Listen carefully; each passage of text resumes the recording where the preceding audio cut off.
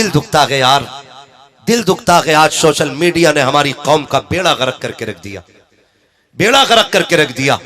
नाम फातिमा है और रील्स उसकी देखो सोशल मीडिया पे भरी हुई है। नाम ज़ैनब है, सोशल मीडिया पे इज्जत की नीलामी हो रही है। टके टकों के लिए हमारी कौम की बेटियों ने दुपट्टे उतार दिए। बाप भी कहता मेरी बेटी के 3 लाख फॉलोवर है, मेरी बेटी के 70,000 फॉलोवर है, मेरी बेटी को आधा हिंदुस्तान जानता है। आग लगे ऐसे फॉलोवरों को जो सिर्फ जानने के लिए और सिर्फ हुस्न के मतवाले होते हैं, जो सिर्फ तेरी बेटी की इज्जत के लुटेरे होते हैं। क्या करोगे इन फॉलोवरों का जो मरने के बाद काम ना आ सके? अगर फॉलोवर बनाना है तो रब के फरिश्तों को फॉलोवर बनाओ, रब के चाहने वालों को फॉलोवर बनाओ। दावे के साथ कहता हूं, अगर तेरी लाश इन फॉलोवरों के बीच में 5 लाख नहीं 5 करोड़ के बीच में होगी, कोई तुझे हाथ लगाने नहीं आएगा। लोग तेरे जिस्म से डरेंगे। क्या कि अच्छा हो तू कनीज़े फातिमा ज़हरा बन जा और तेरा जनाजा चलेगा। खुदा की कसम वली भी बढ़ बढ़ के कांधे देंगे, उलमा बढ़ बढ़ के कांधे देंगे। लोग पूछेंगे ये किसका जनाजा है? कोई कहेगा प्रधान की बेटी का जनाजा है, कोई कहेगा ठेकेदार की बेटी का जनाजा है, लेकिन फरिश्ते कहेंगे चुप हो जाओ, तुम नहीं जानते हो ये कनीज़े फातिमा ज़हरा का जनाजा जा रहा। नारे तकबीर, नारे रिसालत, अज़मते बेटी कॉन्फ्रेंस, मसलके आला हज़रत हज़रत हज़रत अल्लामा मुफ्ती हम्माद रियाज़ साहब किबला किबला। जिंदाबाद जिंदाबाद जिंदाबाद। मेरी कौम की बेटियों, जिंदाबाद जिंदाबाद। उम्र जिंदगी कट जानी है, डॉलर के सहारे भी कटनी है और रब की रहमत के सहारे भी कटनी है। जिंदगी तो कटनी ही है। ओ भाई, जी वो भी रखे गए जिनके हाथ पैर नहीं है, जी वो भी रखे गए जो जहाजों में उड़ रहे हैं, लेकिन किसी की कब्र में तुमने सोने की चादर बिछती नहीं देखी होगी। सबको मिट्टी में लेटना है, सबको मिट्टी में लेटना है। गैरत आती है। ये रील्स के ऊपर, सोशल मीडिया के ऊपर नाचने वाली कौन? हमारी बेटियां। आज सारे रो रहे ना, सारे रो रहे, इर्तिदाद इर्तिदाद इर्तिदाद।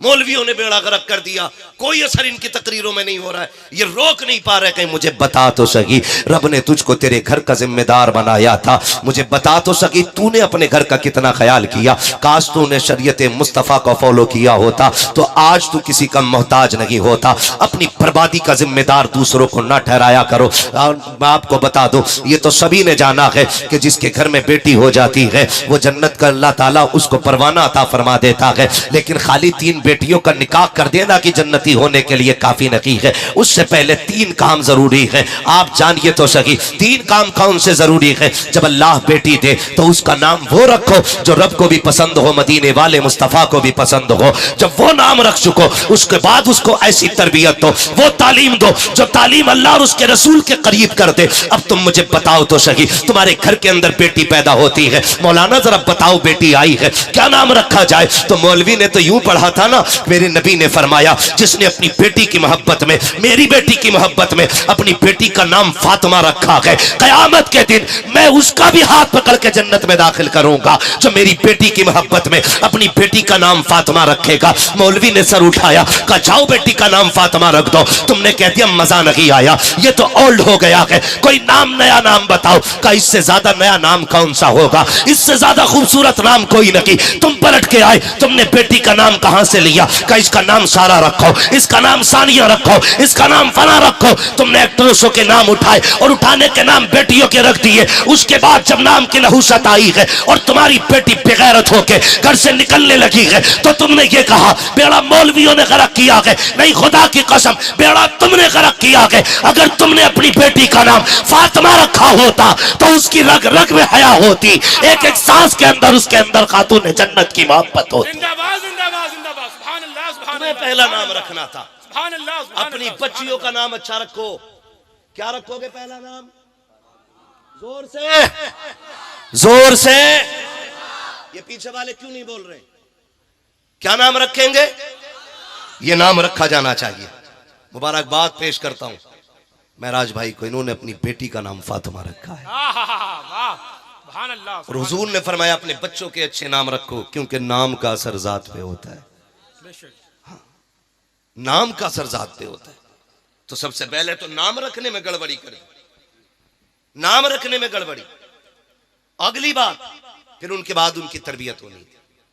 तरबियत कैसी होनी है? हम जो तरबियत देते हैं जरा गौर करें।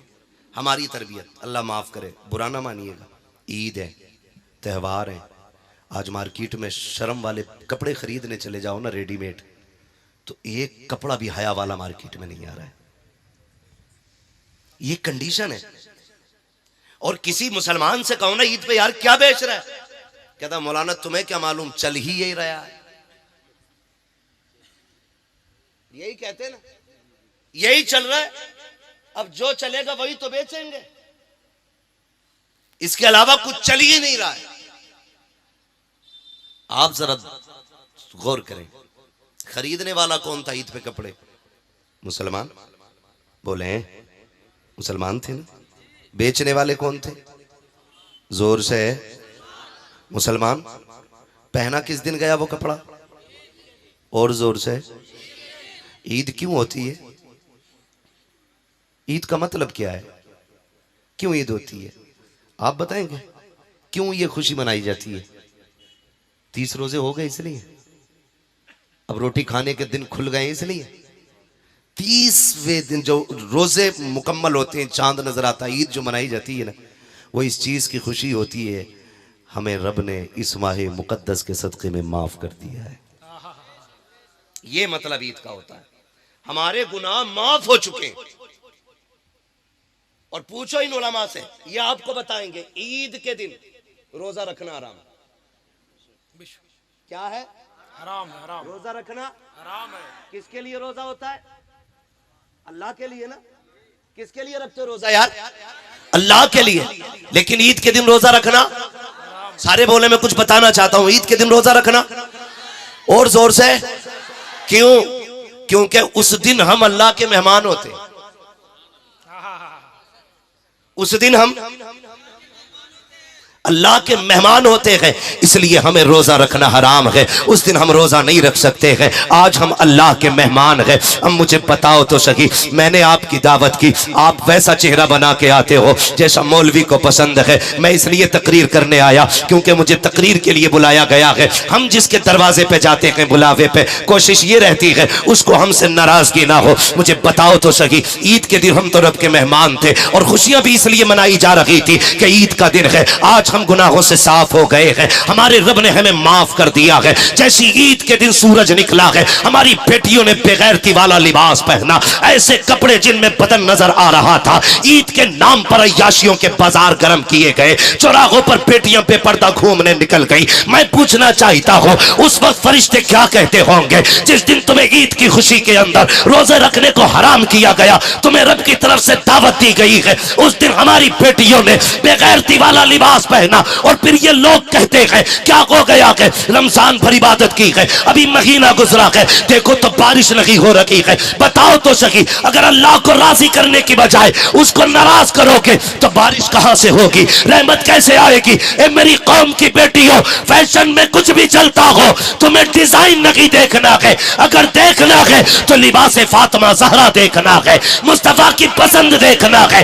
दुनिया कुछ भी पहने, तुम वो पहनो जिसको खुदा पसंद करे, मुस्तफा पसंद करे। नारे तकबीर, नारे रिसालत, अज़मते बेटी कॉन्फ्रेंस, मसलके आला हजरत हजरत अल्लामा मुफ्ती हम्माद रजा साहिब किबला, उलमाए अहले सुन्नत, फैज़ाने हुजूर खतीबुल इब्राहीम, जिंदाबाद जिंदाबाद। ओ भाई, मेरे कहने से आपकी बेटी नहीं रुकनी है, इन उलमा के कहने से नहीं रुकनी है बेटी। रईसुल अत्किया सरकार सैयद उवैस मुस्तफ़ा वास्ती फरमाते, ये फितना तब बंद होगा जब सीनों में इश्क मुस्तफ़ा की आग लग जाएगी। बेशक बेशक बेशक, सुभान अल्लाह। उसके अलावा ये बंद नहीं हो सकता है, उसके अलावा ये बंद नहीं हो सकता। हर सीने में इश्क मुस्तफ़ा की आग लगना जरूरी है। हर बेटी को इश्क मुस्तफ़ा के शमा अपने सीने में रोशन करना पड़ेगी, तब जाके ये इर्तिदाद का सद्देबाब होगा। वरना भी कोई 2-4 दिन पहले की नकाब वाली बच्चियों को मैंने भगवाधारियों के साथ बाइक पे खड़े होकर बात करते देखा। दुख होता है, दुख होता है। ओ भाई, ये नकाब ऐब छुपाने के लिए नहीं था, ये नकाब इज्जतें बचाने के लिए था, इस्तेमाल गलत कर दिया लोगों ने, इस्तेमाल गलत कर दिया। चंद बिगड़ी हुई नकाब पोशों की वजह से शरीफ जादियों का जीना हराम है, शरीफ जादियों का जीना हराम है। ये हमने गलती की है और इसका खमियाजा हम ही को भुगतना पड़ रहा है। लोग क्या कहते हैं, तरबियत में क्या किया? हम तालीम के मुखालिफ नहीं, मैं तो कहता हूं अल्लाह तौफीक देना, ऐसे इदारे कायम करो जहां इंग्लिश पढ़ने वाली भी बेटी हो और पढ़ाने वाली भी बेटी होनी चाहिए। मैं किसी जबान का मुखालिफ नहीं, मैं नहीं मुखालिफ हिंदी इंग्लिश किसी भी जबान का, मगर मैं चाहता हूं तालीम तरीके से होनी चाहिए, तरीके से होनी चाहिए। बताओ कोई भी इतना बेगैरत भाई होगा जो अपने बहन की इज्जत लुटती हुई देखे और चुप रहे? मैं तो नहीं मानता। गरीब से गरीब भी अपनी बहन बेटी की इज्जत से प्यार करता है, बोलो करता है कि नहीं? हर बंदा बहन बेटी की इज्जत को प्यार करता है, कोई नहीं चाहता मेरी बहन बेटी की इज्जत जाए। तो क्या हम इतना नहीं कर सकते थे? अपनी बच्चियों को एक इंग्लिश मीडियम ऐसा स्कूल दे देते कि जिसमें पढ़ने वाली भी कनीज़े फातिमा हो और पढ़ाने वाली भी कनीज़े फातिमा हो। बुरा ना मानिएगा, कह रहा बहुत अच्छी बात है, मेरी लड़की MBBS कर रही है, अल्लाह तौफीक दे वो खूब आगे जाए, लेकिन अल्लाह उसकी इज्जत की हिफाजत फरमाए। हम ये दुआ दे सकते हैं, लेकिन हालात नहीं है, ये बचनी नहीं है इज्जत। हम जानते हैं कंडीशन क्या है। तुम्हें तो दाना डाल के पर्दे से बाहर निकाला डाला जा रहा है, चारा डाल के तुम्हें बाहर निकाला जा रहा है। किसी ने कहा इस्लाम ने बेटियों को कैद कर दिया है, नया तरह की बातें की। देखो सारी औरतों को देखो, कितना फ्रीडम, कितनी आजादी उनके पास है, बिना नकाब के जैसे चाहती हैं घूमती हैं। लेकिन इस्लाम ने अपने चाहने वालियों को ऐसा बंद करके रख दिया है, गर्मी में घुटती रहती है नकाब में, चोरों की तरह रहना पड़ता है। तुम नहीं जानते हो, खुदा की कसम सुनो तो सही, कैद और होती है, हिफाजत और हुआ करती है। कैद अलग होती है, हिफाजत अलग होती है। बहुत गौर से मेरी बात सुनिएगा, ये जो नकाब दिया गया था, ये बच्ची को कैद में नहीं डाला गया है, बच्ची को महबूस नहीं किया गया है। लेकिन सुनो तो सही, इसको नकाब किस लिए दिया गया था? आज बेटियां नकाब के खिलाफ रोड पे आ गई। कई लोगों ने कहा, बड़े अक्लमंद लोगों ने जो पढ़े लिखे अपने आप को कहलाते थे, कहने लगे मौलवी पर्दा तो दिल का होता है, जिस्म से क्या लेना देना। जब दिल साफ नहीं होगा तो औरतों के वजूद कैसे साफ रह जाएंगे? हम जब बात करते हैं हया की तो लोग कहते हैं मौलवी खराब होते हैं। जरा कान खोल के मेरी बात सुनिएगा प्यारे, तुम ये कहते हो पर्दा दिल का होता है, कई बाप तो ये कहते हैं नहीं नहीं हमारी बेटी गुनाह नहीं करेगी, हमारी बेटी गलत नहीं हो सकती है। मैंने उससे वादा किया है, उसने मुझसे वादा किया है, वो कभी बाप की इज्जत पे आंच नहीं आने देगी। इतनी बड़ी बड़ी बातें करने के बाद लोग कहते हैं मुझे अपनी बेटी पे एतमाद है। मैं पूछना चाहता हूं, तुझे अपनी बेटी पे ज्यादा एतमाद है या मेरे नबी को फातिमा पे ज्यादा एतमाद था? तू मुझे बता तो सही, तुझे अपनी बीवी पे ज्यादा एतमाद है या मेरे नबी को हजरत आयशा पे ज्यादा एतमाद है? मुझे बताओ तो सही। खुदा की कसम बात एतमाद की नहीं है, बात शरीयत मुस्तफा की है, बात तहफ्फुज की है। रब ने जो दिल दिया है ना, ये धड़का करता है और ये इसके अंदर ये खासियत है, ये किसी न किसी की मोहब्बत चाहता है। या तो इसको बाप की मोहब्बत दे दो, या माँ की मोहब्बत दे दो, या भाई की मोहब्बत दे दो, या बहन की मोहब्बत दे दो। जब ये मोहब्बतें नहीं मिलती है तब जाके किसी आवारा मोहब्बत को तलाश करता है और फिर घर के घर उजड़ जाया करते हैं, खानदान के खानदान बर्बाद हो जाया करते हैं। ए मेरी कौम के नौजवानों, मैं आपसे इतना कहना चाहता हूं, मेरी बेटियों को जाके बता देना, ये जो नकाब दिया गया था ये तेरे लिए कैद नहीं थी, ये तेरे लिए बंद नहीं था, ये तेरे लिए आजादी थी, तेरे लिए हिफाजत थी। आप कहेंगे कैसे? मुझे बताओ तो सही। एक गिलाफ हमने कुरान पे भी देखा है, एक गिलाफ काबे पे भी देखा है, एक चादर हमने मजार पे भी देखी है। इनका क्या मकसद था? काबे पे क्यों चादर डाली गई? ताकि काबे को कैद किया जाए। मजार पे क्यों चादर डाली गई? ताकि मजार को कैद किया जाए। नहीं, कुरान को क्यों जुस्तान में रखा गया? इसलिए नहीं रखा गया ताकि कुरान को कैद में रखा जाए, बल्कि वजह सिर्फ ये है, काबे पे इसलिए गिलाफ चढ़ाया गया ताकि जमाने को पता चल जाए और जगहों पे भी अल्लाह की इबादत होती है, लेकिन हर मस्जिद काबे की तरह नहीं हो सकती है। इसलिए गिलाफ डाल करके के मस्जिदों से काबे को मुमताज किया गया। दुनिया में बेशुमार किताबें हैं, लेकिन कुरान पे गिलाफ चढ़ाया गया ताकि ताकि जमाने को यह पता चल जाए किताबें तो बेशुमार है लेकिन कुरान जैसी कोई किताब नहीं है। खुदा की कसम, मजार के अलावा सैकड़ों कब्रें होती हैं, सिर्फ मजार पे चादर इसलिए आती है ताकि जमाने को पता चल जाए कि ये कब्र आम है और जिस पे चादर पड़ी है ये खास कब्र है, ये अल्लाह वाले की कब्र है। इसी तरह जब लाखों बेटियां बेपर्दा निकलती हो, इस्लाम ने नकाब दे दिया और कहा सुन बेटी, जब तू निकलेगी दुनिया कह देगी ये जो गुजर के जा रही है ये आम बेटी नहीं बल्कि मुस्तफा के दीन की शहजादी गुजर के जा रही है। इसलिए तुम्हें नकाब दिया गया, लेकिन हमने इसको भी तमाशा बनाया। और तो नकाब में भी इतने मॉडल आ गए हैं। नकाब होता किस लिए? पर्दा, ताकि किसी की नजर ना पड़े। नकाब इतने डिजाइनदार हैं कि लोग औरत को देखे न देखे नकाब को देख रहे। ये खत्म करो बीमारियां। थोड़ी देर की वाह वाह से काम नहीं चलेगा, मजबूती इनका बाइकाट करना पड़ेगा इन चीजों का। फैशनेबल बुर्के खत्म।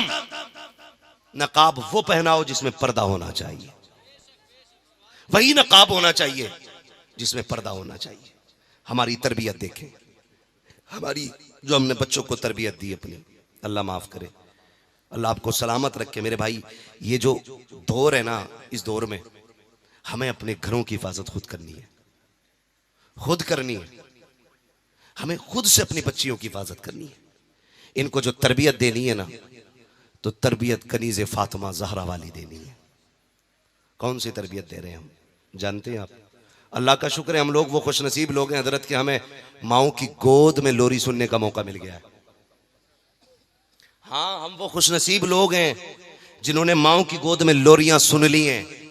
अब के बच्चों को माओ की गोद में लोरियां नसीब नहीं हो रही हैं। बुरा ना मानना, ये कड़वी सच्चाई। आज जरा सा बच्चा रो दे, अम्मा गोद में लेती नहीं, निकाला खटाक से दे दिया बजा के, अपना आप लग गई गीबत में।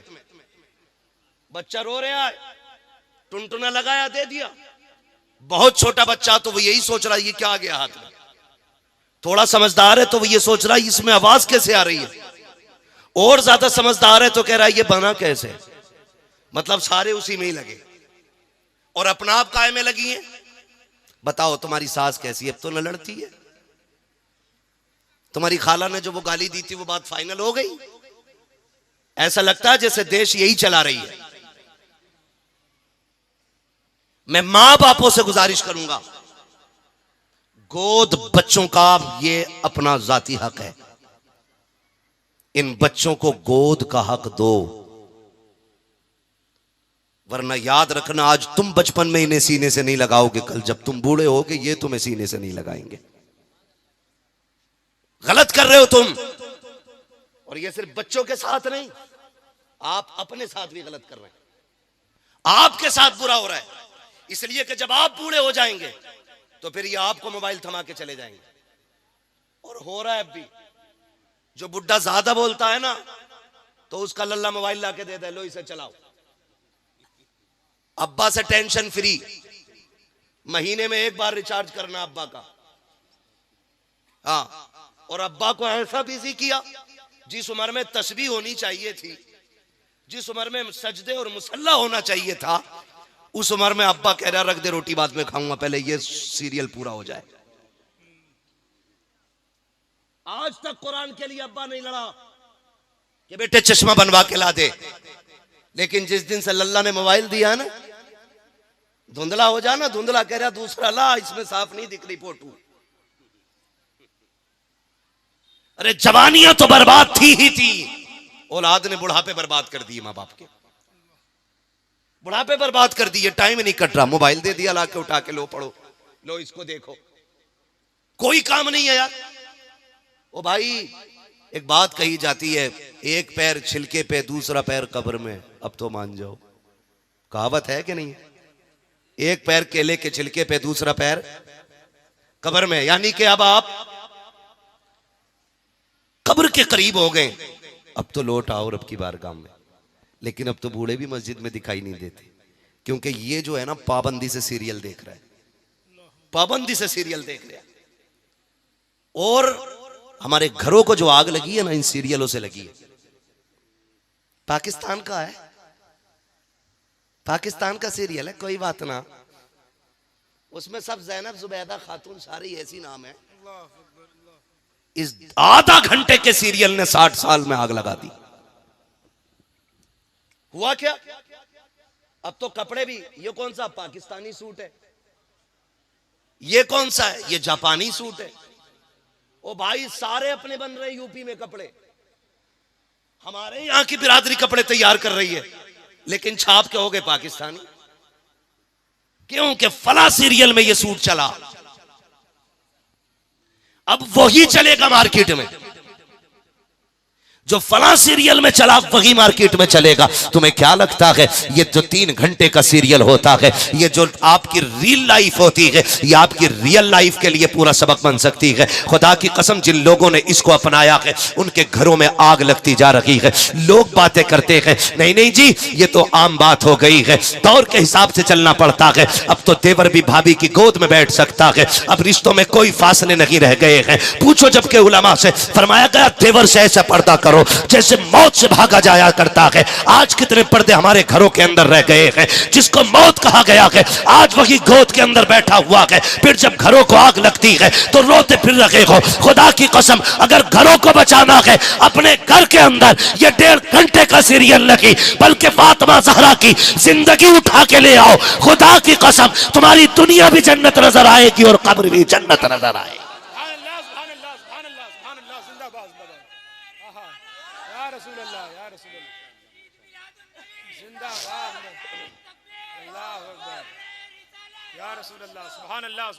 तरबियत का ख्याल करो। दूसरा काम है बच्चियों की तरबियत। बच्चियों की तरबियत, और तरबियत कैसे की जाती है, तरबियत कैसे की जाती है, सुने कभी गौर से, पढ़ें खातून जन्नत को। हाँ, एक दिन सैयदा ज़ैनब रज़ी अल्लाह ताला अन्हा कुरान पढ़ रही थी, आवाज थोड़ी तेज हो गई। खातून जन्नत सैयदा फातिमा ज़हरा ने बेटी की कलाई पकड़ के कहा था, ज़ैनब औरत की आवाज भी का भी पर्दा होता है। मेरी बेटी भले कुरान पढ़ रही है लेकिन ये आवाज घर के बाहर नहीं जानी चाहिए। ये कौन तरबियत कर रहा है? खातून जन्नत तरबियत कर रही है अपनी बेटी की। खातून जन्नत, बेटी औरत की आवाज का भी पर्दा होता है। जब आपने ये तरबियत की तो जमाने ने देखा है। खुदा की कसम, करबला के रेगुजार से लेकर के यजीद के दरबार तक खातून जन्नत को आप पढ़ लीजिए। खातून जन्नत की बेटी सैयदा ज़ैनब को आप पढ़ लीजिए। खानदान तो लुटा है लेकिन किसी ने आपको बेपर्दा होते हुए नहीं देखा। पूरा खानदान शहीद हो गया है लेकिन किसी गैर महरम ने सैयदा ज़ैनब की सही आवाज नहीं सुनी थी। यहां तक के यजीद के दरबार में भी जब सैयदा ज़ैनब खुतबे के लिए खड़ी हुई थी, एक नाबीना साहबी खड़े होके कह रहे थे, ओ यार बताओ तो सही, लगता है अली आ गए हैं, मुझे अली से मुलाकात करा दी जाए। किसी ने रोते हुए कलाई पकड़ा, कहा बाबा क्यों कह रहे हो, कहा देखते नहीं हो ये जो खुतबे की आवाज है ये तो अली की आवाज लग रही है। कहा ना बाबा, ये अली की आवाज नहीं बल्कि अली की शहजादी ये ज़ैनब की आवाज है। कहा ये कैसे बदल गई? कहा इसलिए ज़ैनब ने आवाज बदल दी ताकि किसी गैर महरम के कान ज़ैनब की असली आवाज को सुन ना सके। इसे पर्दा कहते हैं। और तेरी बेटी आकर के सीरियल पे बैठ गई, आके कैमरे के आगे बैठ गई। $5000 आ रहे मेरी बेटी के, आग लगे इन डॉलरों में। दिल के फपोले जल उठे सीने के दाग से, इस घर को आग लग गई घर के चराग से। फाके कर लो लेकिन इज्जत ना बेचो, इज्जत ना बेचो। मैं जहां तक जानता हूं, जो आज बेटियां मुर्तद हो रही हैं उसकी 2 वजह सबसे बड़ी मेरी नजर में। नंबर 1, या तो लालच और या फिर मजबूरी, बस। वरना मजहब इस्लाम इतना प्यारा मजहब है जो इसमें एक बार आ जाता है फिर इसे छोड़ के जाने को दिल नहीं करता है। हाँ। और जिसने इसकी हलावत को पा लिया वो मर जाता है लेकिन मजहब इस्लाम नहीं छोड़ता है। 2 वजहें मुझे लगी, या तो लालच और या फिर मजबूरी। लालच क्या? लालच ये है कि जो लालच देते हैं कि चलो भाई गाड़ी है हमारे पास, बंगला है, होटल है, जहां चाहोगी वहां घुमाएंगे, अगर तुम इनमें रहोगी तो क्या कर सकती हो? तुम कहीं नहीं जा सकती हो, चार दीवारी में रह जाओगी। और आओ चलो हम तुम्हें दुनिया दिखाते हैं। किसी ने सोने का लालच दिया, किसी ने गाड़ी का लालच दिया, किसी ने जेवर का लालच दिया। ए मेरी बहन, ए इस्लाम की शहजादी, सुन तो मेरी बेटी कान खोल करके, दुनिया की कोई भी दौलत तेरी इज्जत की कीमत नहीं बन सकती है। अल्लाह ने जितनी बड़ी इज्जत तुझको अता की है, सारी दुनिया का सोना एक पल्ले में रखा जाए और किसी गरीब की बेटी की इज्जत को एक पल्ले में रखा जाए, फिर भी एक गरीब की बेटी की इज्जत का बदल पूरी दुनिया का सोना नहीं बन सकता है। यह तेरी इज्जत का कमाल रब ने अता किया है। यह इज्जतें तुझे रब ने दी थी तो बेटियां चली जाती हैं जेवर छोड़ करके। मेरी बहन बेटी कान खोल के सुन लेना, ये दुनिया की जिंदगी 4 दिन की है। कितने दिन जी लोगी? 60 साल, 70 साल, 80 साल, 100 साल, मौत सभी को आनी है। एक दिन सभी को मर जाना है, कोई यहां नहीं रखेगा, तुमको भी चले जाना है। ए मेरी बहन कान खोल के सुन, अगर फाके करने पड़े अल्लाह की रजा के लिए फाके कर लिया करो। अगर एक जोड़ी कपड़े में जिंदगी गुजारनी पड़े, एक जोड़े कपड़े में जिंदगी गुजार लो। अगर एक जोड़े कपड़े में जिंदगी गुजारोगी, जन्नत के अंदर तुम्हारी खूबसूरत ड्रेसें मौजूद हैं। अगर तुम फाके करके जिंदगी काट लोगे,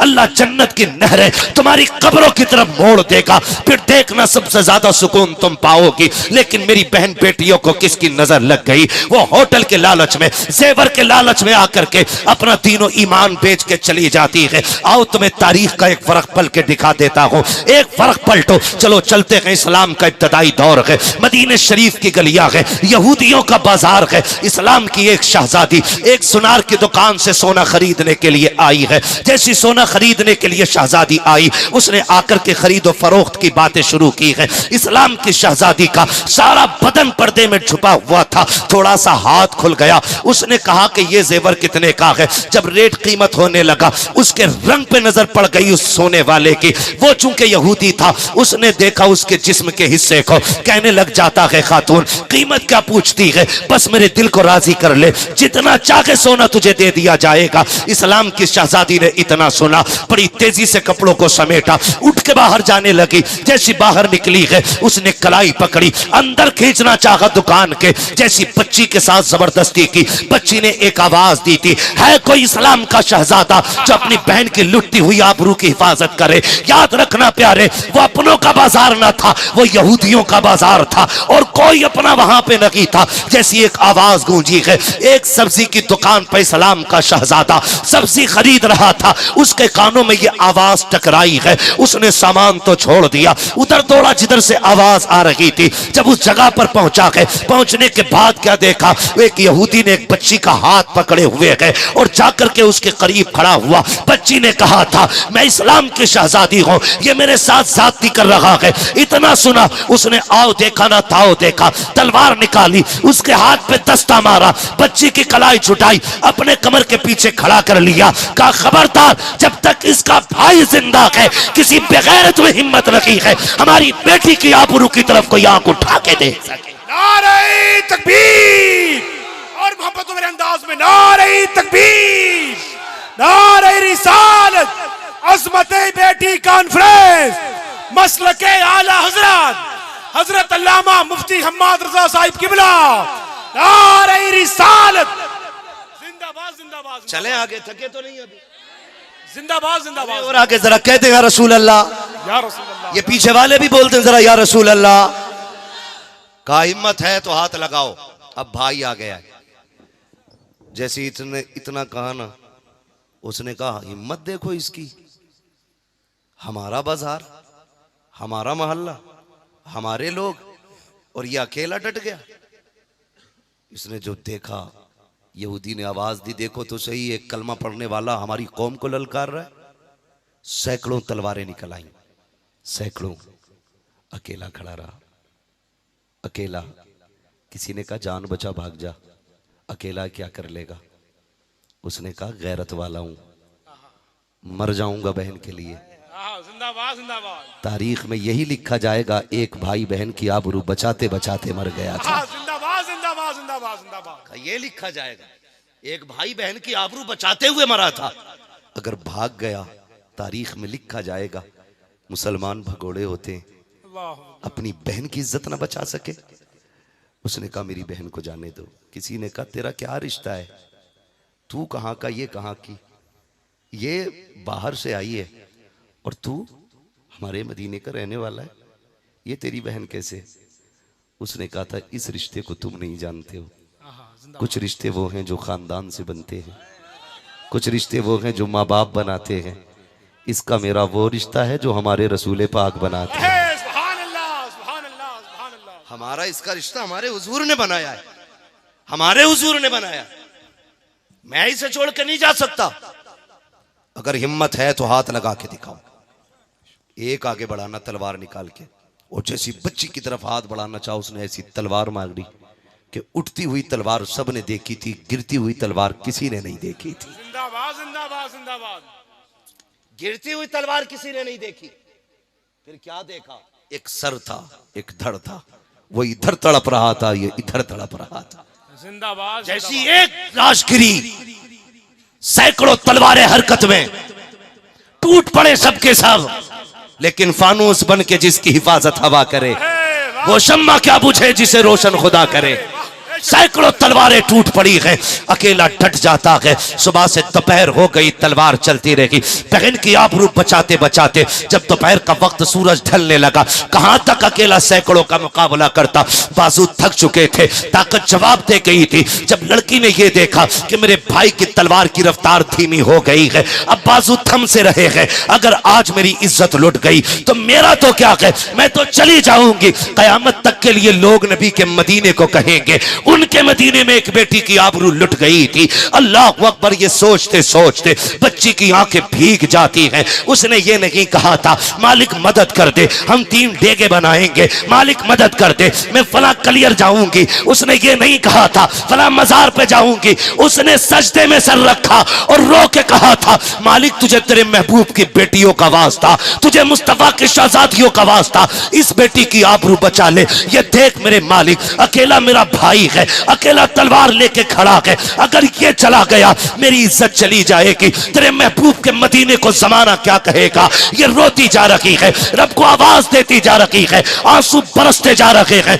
जमीन गीली होती जा रही है। इधर बाजू थमने लगे हैं, तलवार रुकने लगी है, जैसे कि इसने आह भर के अपने रब को आवाज दी मालिक या तो किसी को मदद के लिए भेज दे या हमारी आवाज हमारे आका के कानों तक पहुंचा दे। जैसे इसने इतना कहा है, पीछे से नारे तकबीर की सदा बुलंद होती है। जब बच्ची ने सर उठाया तो क्या देखती है, पीछे पीछे अली आ रहे थे, आगे आगे मेरे नबी आ रहे। नारे तकबीर, नारे रिसालत, नारे हैदरी, अज़मती बेटी कॉन्फ्रेंस। जिंदाबाद, जिंदाबाद। ओ मेरी बेटी, जिंदाबाद। जो हो ज़ौक़े यकीन पैदा तो कट जाती है जंजीरें। हाँ, आज हम में ना वो ईमान ही नहीं रहा, ईमान ही नहीं रहा। आज हम ना सब अपनी अपनी छत बचाने में लगे, अपनी अपनी बचाने में लगे। अभी क्या है, अभी तो फलां के घर में आग लगी, अभी मेरा घर बचा है, अभी बीच में 3 घर दूर है, तब जाके मेरा नंबर आएगा। याद रखना, जब आग लगती है ना बन में तो गीले सूखे सारे जलते, आग फिर गीला सूखा नहीं देखती है। खुदा रा अपनी बेटियों की हिफाजत करो। मेरी बहन, तुम ना इसी किरदार को अपनाने की कोशिश करो, इसी किरदार को अपनाने की कोशिश करो। जमाना जानता है तुम हुजूर के हो जाओ, कायनात तुम्हारी हो जाएगी, कायनात तुम्हारी हो जाएगी।